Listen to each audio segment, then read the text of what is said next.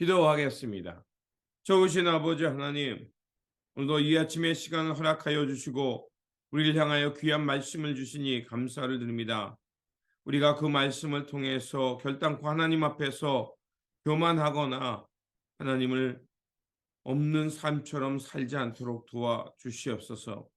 그래서 하나님, 우리의 삶이 늘 하나님을 경외하는 삶이 되게 하여 주시고 하나님의 거룩한 뜻을 따라서 하나님이 원하시는 공의와 또 평화를 향해 살아가는 삶의 자리가 되게 하여 주옵소서. 우리 구주 예수 그리스도 이름으로 기도드립니다. 아멘. 오늘 우리에게 주신 말씀은 다니엘서 5장, 본문 읽기는 5장 17절에서 24절입니다. 다니엘이 왕 앞에서 아뢰었다. 임금님이 주시겠다는 선물은 거두시고 임금님이 내리실 상금은 다른 사람에게 주시기 바랍니다. 그럴지라도 저는 이 글자를 읽고서 그 뜻을 풀이하여 임금님께 알려드리겠습니다. 임금님, 가장 높으신 하나님이 임금님의 아버지 느부갓네살 왕께 나라와 큰 권세와 영광과 위엄을 주셨습니다.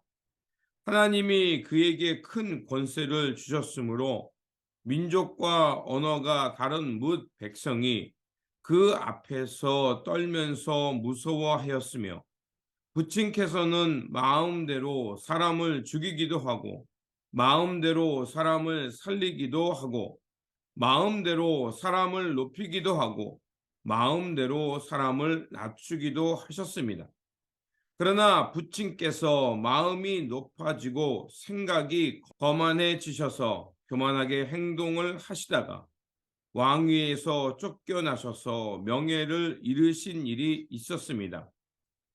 사람 사는 세상에서 쫓겨나시더니 그의 마음은 들짐승처럼 되셨고 들나귀와 함께 사셨으며 소처럼 풀을 뜯으셨고 몸은 하늘에서 내리는 이슬로 젖으셨습니다.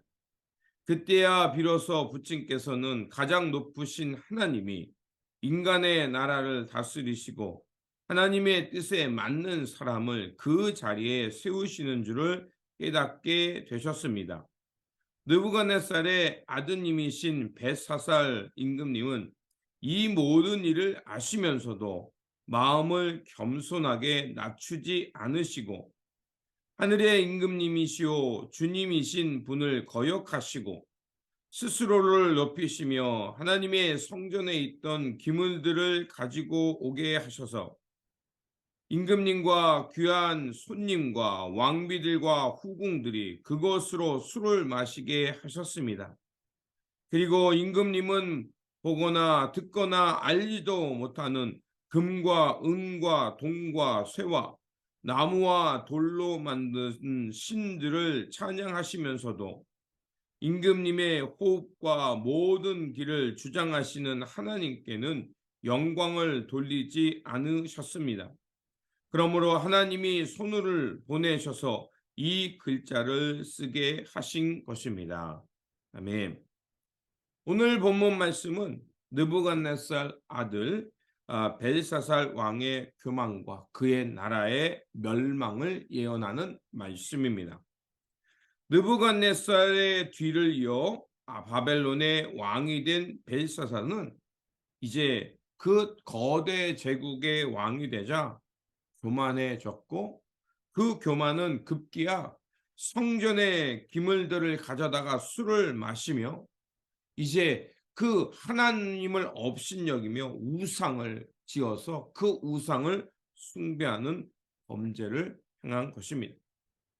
그들이 이렇게 술 취해서 호화사로운 곳에 있을 때 갑자기 벽에 하나의 손이 나타나서 하나님의 계시의 말씀이 나타납니다. 그 글을 해독할 수 없어서 다시 다니엘을 찾게 되고 다니엘을 통해서 이제 벨사살 왕에게 임할 하나님의 예언을 듣게 됩니다. 벨사살은 자기가 가진 권력, 그것은 어느 누구도 두려워하지 않는 권력이라 생각했고 자기 마음대로 해도 괜찮다라는 생각을 했던 사람이었습니다. 그때 한 가지 사건이 일어납니다. 앞에서 언급한 대로 술에 취하다가 그만 이제 유다로부터 가져온 성전 기물에 술을 따라 마십니다. 그리고 손이 나타나 그 글씨가 생기게 되죠. 그 글씨는 베네 베네 메겔 우바라신이었습니다. 이것을 해석하면 세어보았다, 세어보았다, 달아보았다, 나누어진다라는 말씀이었습니다. 그 왕의 신하 중에 분명히 이 아람어로 된 글씨를 읽는 사람이 있었을 겁니다. 그런데 글을 읽는다고 해서 그 의미와 뜻을 알 수 있는 것은 아니었던 것입니다. 이 글을 보면서 그들이 이 언어가 누구의 언어인지, 그리고 이게 무엇을 세부하는지, 무엇을 무게를 다루었는지, 무엇이 나누어지는지에 대해서 전혀 알 수 없었던 것입니다. 그래서 유대 사람이고 또 왕실에서 여러 가지 지혜자의 역할을 했던 다시 다니엘을 찾게 된 것입니다. 다니엘을 불러서 이 말 글의 뜻을 묻는 것이었습니다. 그 내용이 바로 18절에서 28절에 나오는 이야기입니다. 벨사살의 아버지 느부갓네살의 왕의 이야기를 합니다. 벨사살은 즉 아버지에게 있었던 일을 그는 알고 있었다는 것입니다. 그 느부갓네살이 어느 날 자신의 교만이 또 자신의 최고의 권력에 빠져서 하나님을 업신여겼습니다. 그러다 그 왕실에서 쫓겨나서 마치 들짐승처럼 그 사람들로부터 쫓겨나서 야생에 있는 나무처럼 7년의 시간을 보내다가 하늘을 우러러보고 다시 하나님의 지혜, 하나님이 자신보다 위대하신 것을 깨닫게 되면서 제정신을 차렸죠. 그리고서 하나님이 원하시는 의의 세계를 향해 나갔습니다. 이 사건을 알고 있었음에도 불구하고 느부갓네살의 왕은 그 하나님의 업적과 주권을 잊어버렸던 것입니다. 그래서 하나님은 그 벨사살에게 이렇게 말하는 것입니다. 벨사살의 행위를 하나님이 세워보신다는 것입니다. 그리고 그 행위를 세워보실 뿐만 아니라 그의 삶을 하나님의 저울에 달아보시고 하나님의 의의 기준에 못 미친다는 것을 말하는 것입니다. 그래서 결국 하나님께서는 바벨론을 그에게 빼앗아서 메대와 바사라는 제국으로 나눠주시겠다는 뜻이었습니다. 벨사살은 자신이 이 세상의 주인이고 온 세상을 다스리는 최고의 권력자라고 생각했던 것입니다. 하지만 그의 착각이었죠. 그의 착각을 통해서 이제 이 한 사건을 통해서 하나님은 이 역사의 주권이 그 바벨론 왕 벨사살에게 있는 것이 아니라 하나님으로부터 하나님이 모든 것을 다스림을 말하는 것입니다. 바벨론은 하나님의 도구였을 뿐 언제든지 하나님이 그 주권을 빼앗아서 그 나라를 망하게도 하시고 그 나라를 빼앗아서 다른 제국에게 줄 수 있는 권한이 하나님께 있음을 말하고 있는 것이었습니다. 오늘날 세상에 권력을 가진 사람들, 그들은 그 권력을 가지면 착각하는 것이 있습니다. 자신이 누구보다도 최고의 사람이며 자신은 무엇이든지 할 수 있다라고 생각합니다. 그런 교만은 어제 말씀한 것처럼 잠언 16장처럼 교만은 패망의 선봉이요 넘어짐의 앞잡이라고 했죠. 결국 그들이 가지는 그런 생각, 내가 모든 것을 할 수 있다는 그 착각을 갖는 순간 결국 그들은 그 자리에서 넘어지는 시간의 삶을 살게 된다는 것을 알 수가 있습니다. 하나님의 역사를 기억해야 합니다.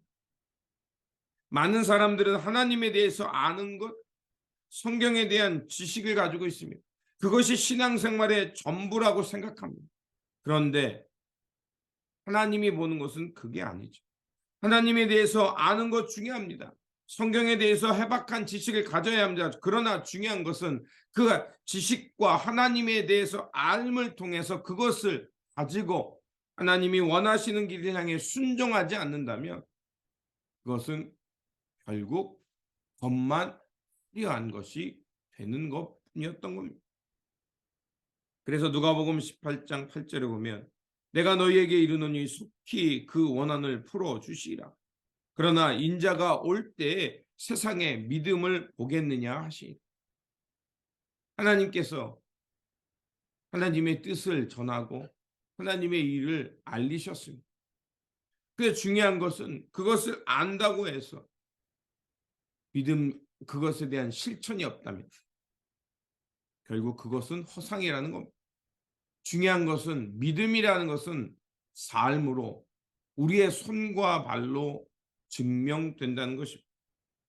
이런 징계와 심판의 때에서 그 주님은 언제든지 말씀하셨습니다. 마태복음 25장의 등잔의 기름도 마찬가지입니다. 등잔의 기름을 준비했느냐 준비하지 못하느냐. 앞에서 언급한 대로 다니엘서는 묵시문학입니다. 어려운 때 고난과 핍박이 있을 때 내일에 보이지 않는 그 암울한 시대에 하나님께서 그 희망 하나님의 주권과 하나님께서 장차 일어날 그거에 대한 소망을 가지면서 이 오늘이라는 시대 어두운 시대에 어떻게 살아야 되는지를 말씀하는 게 묵시였습니다. 그래서 복음서에도 곳곳에 이 묵시에 대한 말씀이 나오는 겁니다. 등잔의 기름을 준비하지 못한 사람 그들에게 어떻게 됐습니까? 그들은 분명히 신랑이 온다는 걸 알았고요. 그리고 그것을 향해 준비된다는 걸 알았습니다. 그리고 그 모든 그 들러리들 신랑이 오기를 위해 기다렸던 열처녀 모두 잠들었습니다. 잠들 수밖에 없는 상황이어서 그런데 신랑이 오신다고 하는 그 소식이 들려올 때 등잔의 기름을 준비하지 못한 사람들 그들은 결국 신랑의 잔치에 참여하지 못했습니다. 무엇을 말하겠습니까? 결국 우리가 매일매일 삶 속에서 하나님의 역사와 주권, 하나님의 의의를 기억하며 오늘이라는 시간을 깨어 살아야 한다는 것입니다. 하나님이 주시는 뜻이 어디 있는지, 하나님 나라의 공의가 무엇인지를 알고 우리 삶 속에서 묵묵히 하나님의 백성답게 그것을 지키며 살아가는 것, 그럴 때 우리가 갑자기 임하는 하나님의 나라 속에서 결국 그 천국 잔치에 참여하는 사람이 된다는 것입니다. 그러므로 오늘 우리가 이 아침을 깨우며 하나님의 말씀을 묵상하며 우리의 삶을 돌아보며 우리가 이 시대에 이 어두워져가는 이 시대에 어떻게 살아야 되는지를 우리가 분별하는 것처럼 다시 한번 역사의 주권과 하나님이 원하시는 것이 무엇인지를 잘 깨달아서 이 시대 가운데 하나님의 거룩한 백성으로 하나님이 원하는 의를 향해 묵묵히 살아가는 믿음의 사람으로 살아가시기를 주님의 이름으로 축원드립니다. 기도하겠습니다. 만유의 주가 되시는 하나님, 날마다 진리와 성령 안에 깨어 살게 하여 주시고 하나님의 역사를 기억하며 살아가는 깨어있는 성도들 되게 하여 주옵소서. 그래서 하나님의 역사의 관점 속에서 이 시대를 잘 분별하며 하나님의 뜻과 말씀이 지시하는 참 평안과 의, 생명 살림의 세상을 향해 살아가는 깨어있는 성도들 되게 하여 주옵소서. 오늘도 살아서 역사하시며 이 역사를 주관하시는 우리 구주 예수 그리스도의 이름으로 기도드립니다. 아멘.